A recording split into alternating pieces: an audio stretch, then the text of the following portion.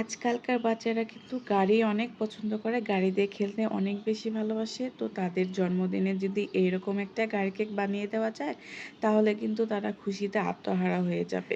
নমস্কার সবাইকে, সবাই কেমন আছেন? আমার নতুন চ্যানেলে আপনাদের সবাইকে স্বাগতম।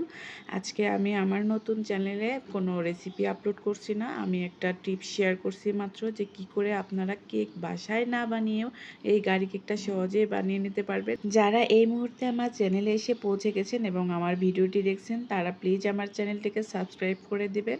তো আমি এখন আপনাদের বলবো যে আমি কেকটা বাসায় না বেক করে কি করে গাড়ি কেকটা সহজেই বানিয়ে নিলাম। তো দেখতে পাচ্ছেন যে আমি এখানে কিন্তু একটা গোল কেক নিয়েছি, তারপরে কিন্তু এটা কেটে ছেটে একটু ডিজাইন করে নিচ্ছি। আর এই কেকটা কিন্তু আমি বাইরে থেকে অর্ডার করে এনেছিলাম। তাদেরকে বলেছিলাম যে শুধু গোল করে একটু বসিয়ে দিতে, আর যে ক্রিমগুলো থাকে সেগুলো যেন আমাকে দিয়ে দেয় পাইপিং ব্যাগে ভরে। তো আমি আমার পছন্দ মতো ডেকোরেশন করে নিব। তো তারা আমার কথা মতোই কাজ করেছিল, এই কেকটাকে সেট করে তারপর হচ্ছে আমাকে পাইপিং ব্যাগে ভরে ক্রিমটা দিয়ে দিয়েছিল, যাতে আমি আমার পছন্দ মতো ডেকোরেশন করে নিতে পারি। আমি কিন্তু মাত্র 1 পাউন্ড কেক দিয়ে এই গাড়ি কেকটা আপনাদের বানিয়ে দেখাবো। সবচেয়ে মজার বিষয় কি জানেন, আমি যখন গাড়ি কেকটা অর্ডার করতে গিয়েছিলাম তখন আমাকে বলা হয়েছিল যে 4 পাউন্ডের নিচে কোনো গাড়ি কেক তারা দিতে পারবে না, আর এর খরচটাও অনেক বেশি হবে। এর জন্য আমি ভাবলাম যে আমি বাসায় এনেই গাড়ি কেকটা বানাবো। তো তাদেরকে আমি এইভাবে করে 1 পাউন্ড কেক দিতে বলেছিলাম। তো 1 পাউন্ড কেক আনার পরে দেখতেই পাচ্ছেন যে আমি কিভাবে কেটে ছেটে বানিয়ে নিতেছি। আসলে এই গাড়ি কেকটা বানানো কিন্তু অনেকটা ইজি, অনেকটাই সহজ।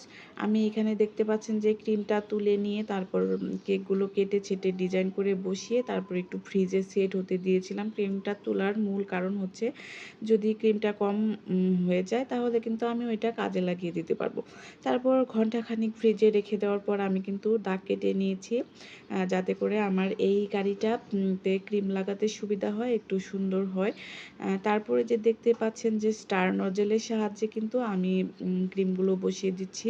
আর আপনারা কিন্তু আপনাদের মনের মতো করে ডিজাইন করে নিতে পারেন, গাড়িটা আঁকিয়ে নিতে পারেন।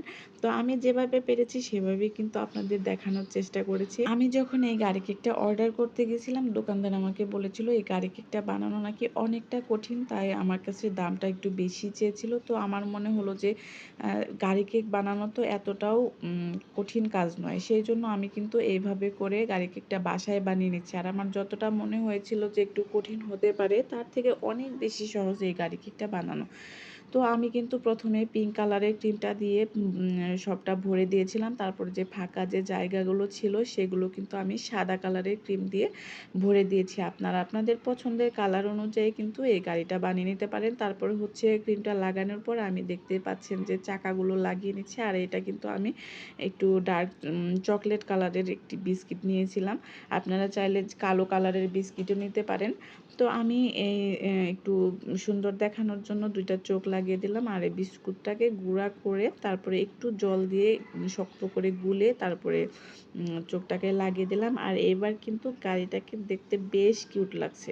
তো আপনি চাইলে কিন্তু বাসায় কেক না বানিয়েও এভাবে আমার মতো করে গাড়ি কেকটি বানিয়ে নিতে পারেন, আর আপনার বাচ্চাকে খুশি রাখতে পারেন। এরকম আরও সুন্দর সুন্দর ভিডিও পেতে অবশ্যই কিন্তু আমার চ্যানেলটিকে সাবস্ক্রাইব করে দিবেন, লাইক কমেন্ট শেয়ার করে পাশে থাকবেন। ধন্যবাদ সবাইকে।